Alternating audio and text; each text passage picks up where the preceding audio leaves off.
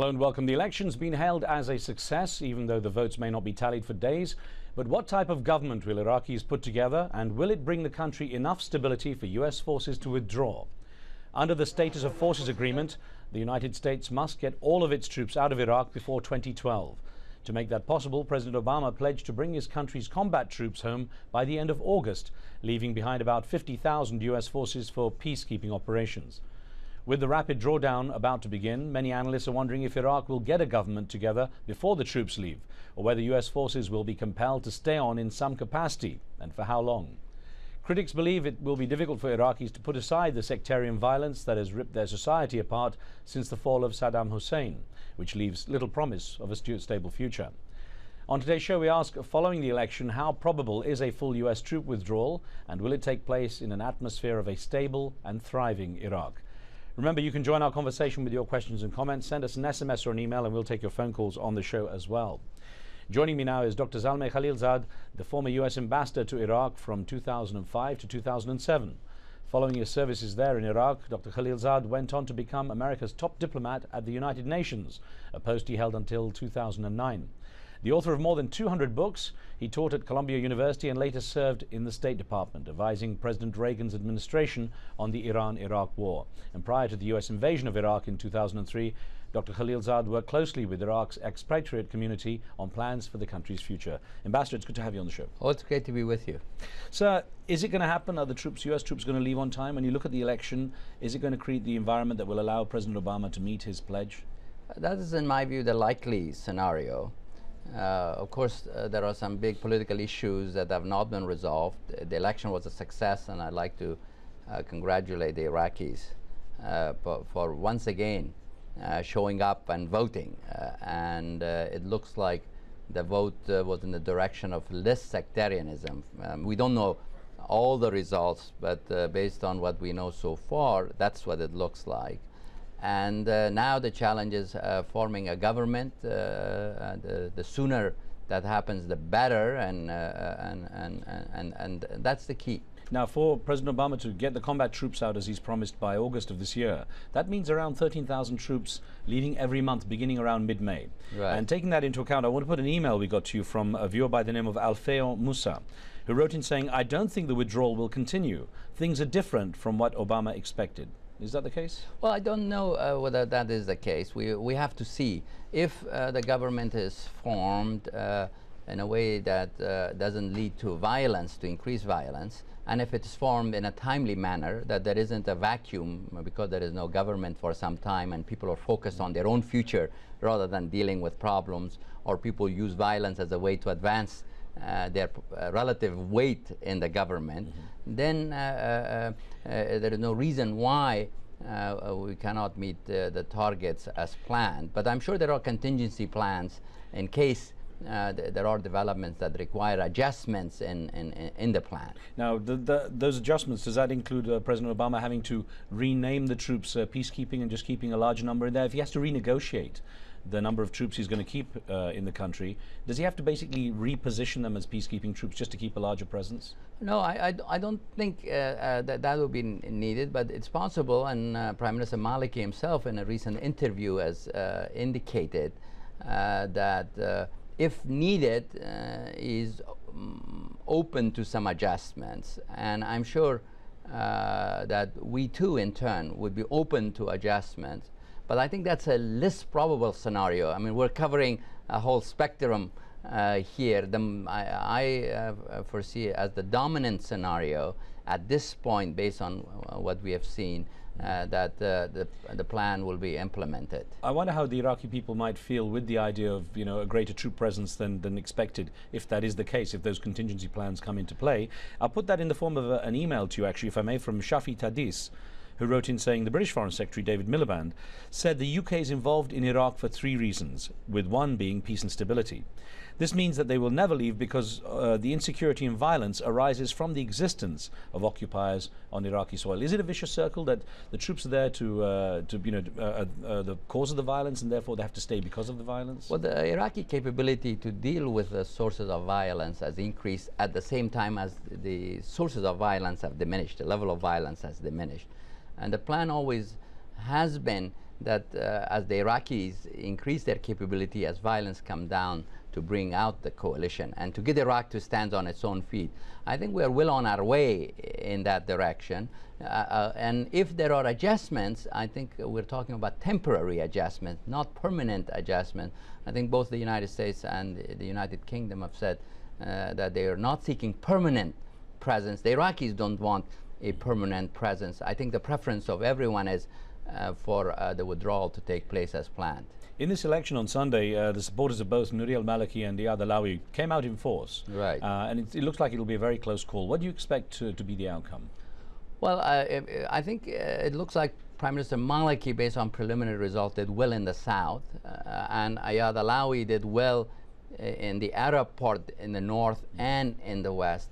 Now, Baghdad, we don't know, and we'll know in a day or two. That will be decisive. It looks like it's going to be close based on the current indications, but we will have to wait and see. It seems that the Shiites have rewarded Prime Minister Maliki for his successes in improving security, and there is a general move away from sectarianism that is reflected in also in Iyad Allawi doing well. So, but we will have to see the exact numbers and see who is more able to form a coalition, because Iraq is a parliamentary system, and no one will have the votes, no matter how well they do, based on the projections to have enough seats to form a government by itself. Well, the Kurdish population had much more clout because of this ability to be the kingmaker, so to speak, to form the coalitions. Where does that leave them this time around? I think they still will play a very vital role, because the likelihood that Maliki and Allawi will form a joint coalition is not very high at this point. So either one to form a government will need the support of the Kurds to have the number of seats necessary for forming the government. And there is one possibility which some of the neighbors are pushing, such as Iran, is that it be the two Kurdish parties, Prime Minister Maliki plus the other Shia alliance, the former UIA, and maybe the Islamic party, a Sunni party. And there are others who think maybe a broader coalition than that would be needed. So we will have to wait and see. Let me ask you an email question that came in from the UK, Billy Hussain, who wrote in saying, does the Obama administration have any concern about the ability of a minority coalition government consisting of disparate parties to effectively govern Iraq? Well, I mean, the previous government, which is now the existing government, that will become previous government, was a very broad-based coalition. It was a national unity government. In which a lot of parties participated. It is likely that the coming government will not be as made up of as many parties as the current one. But I think the Prime Minister Maliki would say there is a need, even if you have a broad participation, for the members of the government to be loyal and answerable to the Prime Minister rather than to the party leaders that have nominated them. So I think part of the reason that people are thinking that the formation of government may take a while is not only who will have what position, who will be the Prime Minister, for example, but also that there are views about the working of the next government and about the program of the next government. So therefore it may take a while. How much difference was made by the shift to the open list system, where individuals were the key focus as opposed to the closed lists of the parties? I think that has reduced the role of the leadership of the parties and has given people more of a say as to who, besides which party, who within the party list will represent them. Does that mean more accountability? More accountability, knowing your representative and holding your representative accountable. To what extent do you think this election truly reflected the US's goals in Iraq? Well, I think it's very positive, and it's consistent with the goals, at least, that some of us involved in the earlier phases had in mind, because what happened was that in the first election you had a major community, the Sunni Arabs, not participating. Then in the second election you had all communities participate but vote for their own identity.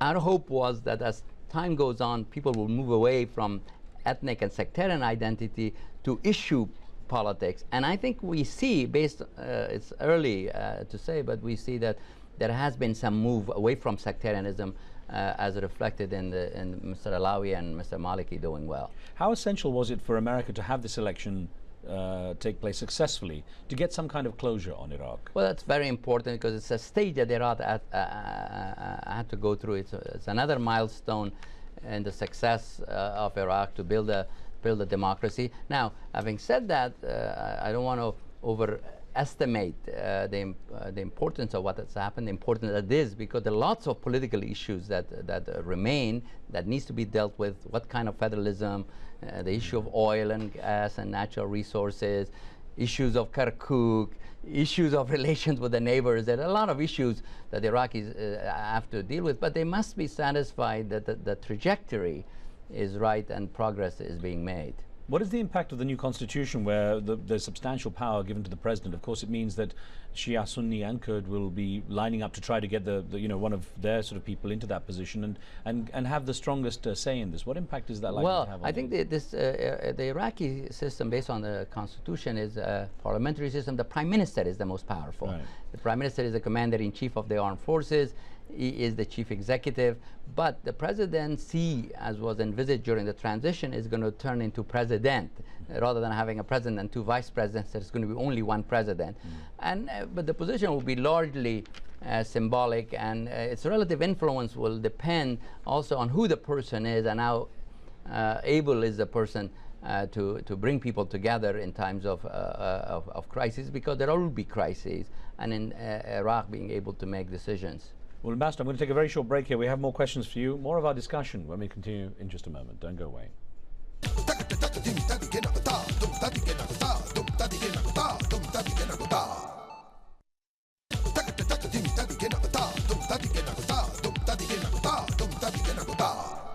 Welcome back. We're discussing the possible outcomes from Iraq's election this weekend and asking whether or not the country will be able to form a government in time for the planned U.S. troop withdrawal.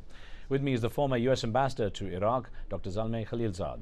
Dr. Khalilzad has also served as America's top diplomat to the United Nations. Let's get back to a viewer question this time. We have on the line from Cyprus, Petros. Please give us your question.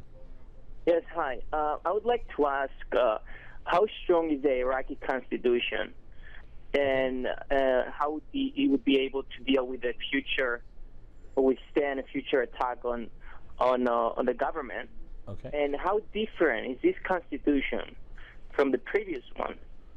Okay, Ambassador, so how different is this constitution from the previous one, from the interim setup? And then in terms of its strength in dealing with any kind of attack on it, how solid is that as a constitution? Well, compared to the interim constitution after the U.S. went in, and there isn't fundamental differences. It's a permanent constitution, and it is a federal constitution.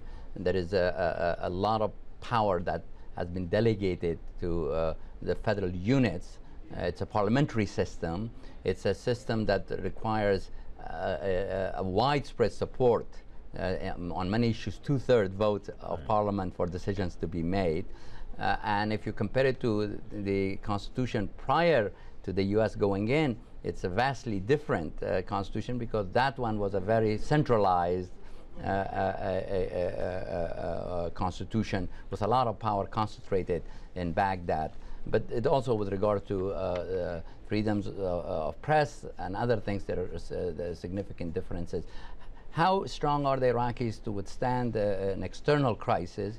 I think on a military level, the judgment at this point is that while the capability of the force has increased to deal with internal crisis, still they have some distance to go to deal with a significant external challenge. On the political strength to resist, I think there is still some distance to be traveled to make the Constitution into a true national compact, because there are areas in which there are significant differences, and there has been an agreement which hasn't been implemented yet that there will be a fast-track amendment of some of the articles in the Constitution on which Iraqis differ. And that's one of the issues that I'm sure will be they will come back to during the government formation as parties talk to each other about the future. Well, Salim's on the phone from Canada with a question. Salim, go ahead. Yes, sir. My name is Salam from Canada. Salam, thanks. Yes, I would like to say hi for you, and to Mr. Khalilzad too. I met him too many times in Iraq. My meeting, it was in Iraqi Prime Minister, ex-Prime Minister, Dr. Ayad Allawi. And my question, please, American military, he helped Iraqi, and Iraqi people, they appreciate that for Mr. Ex-President, Mr. President Bush, and we keep that. We have our respect for American people. But my question, Dr. Ahmed al-Chalabi, he was the first man. He started to help Iraqi people, and he works too hard with American military and with American CIA to kick Saddam out. Now, where is Dr. Ahmed al-Chalabi? Americans, they forgot this guy, and we know. Okay, Salam, let me put that to Dr. Khalilzad. A lot of people see Ahmed al-Chalabi as a potential block because of his role in the de-Baathification process. And many say that he's conducted vendettas, that he's been trying to shape it to his own ends. Well, Ahmed is a very smart guy, very able. He's played an important role in developments in Iraq since the time of the opposition. He has not done very well in terms of the elections. The last election, for example, he did not manage to get elected. But his role in the de-Baathification has kept him in public eye. This time he has joined the Shia coalition, UIA. We don't know whether he was elected or how many people that he supports got elected. But I think given his abilities, he's likely to remain a player in Iraqi politics. Before I take another call, let's get an email question to you. This one from Ansar Bakshi, who's talking about oil and resources in this. And he says, I doubt there will be a total withdrawal. With massive energy resources at stake, the US can never earnestly cede sovereignty back to the Iraqi people. I think that, with all due respect, the questioner is wrong with regard to that.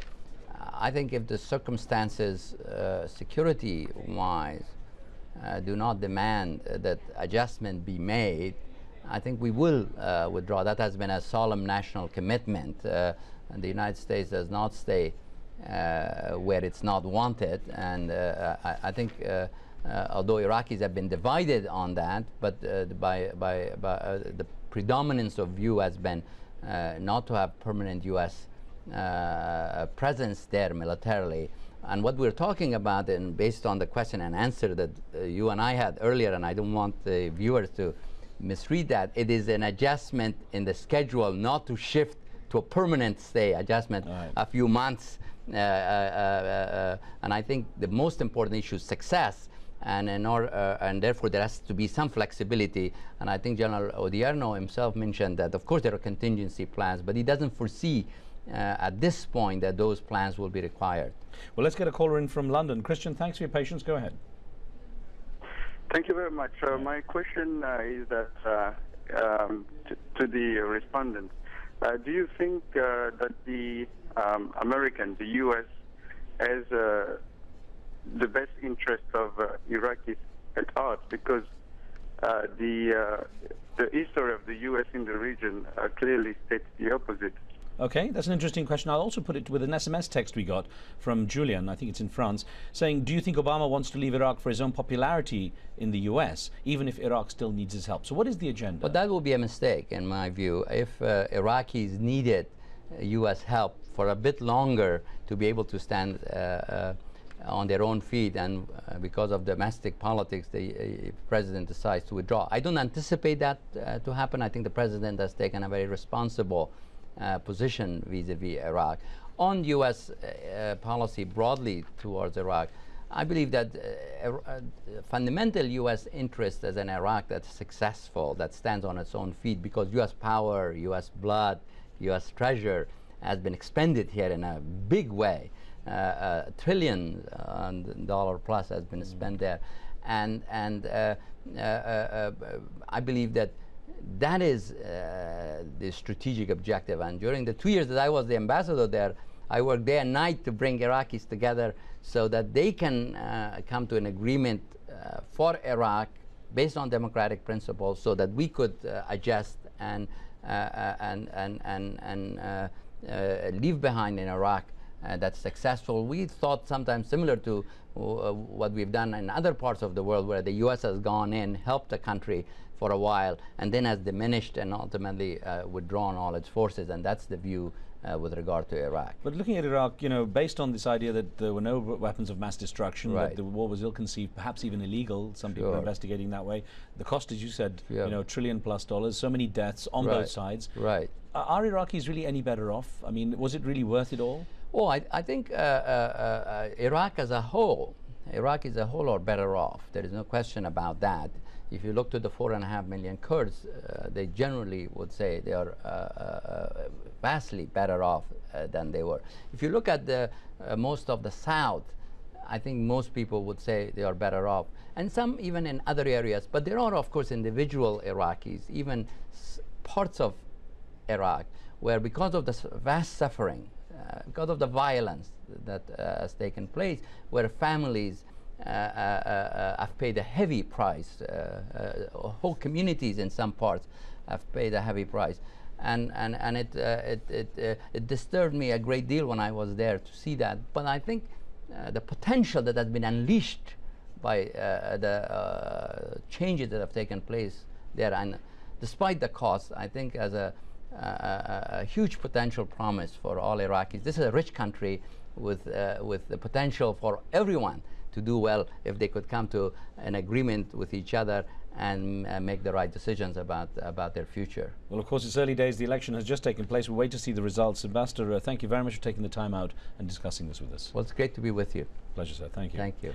Thank you for being with us too. Now remember, you can follow the show on Facebook and see what we're up to today. You can give us your feedback on topics and post your questions and comments. On the next show, doctors in Iraq say a sharp increase in birth defects in the city of Fallujah has been caused by highly sophisticated weapons used by US soldiers 6 years ago. Are newborn babies in Fallujah paying the price of war? Be sure to tune in for that and send in your questions. Until then, from me and the team, goodbye. We'll see you next time.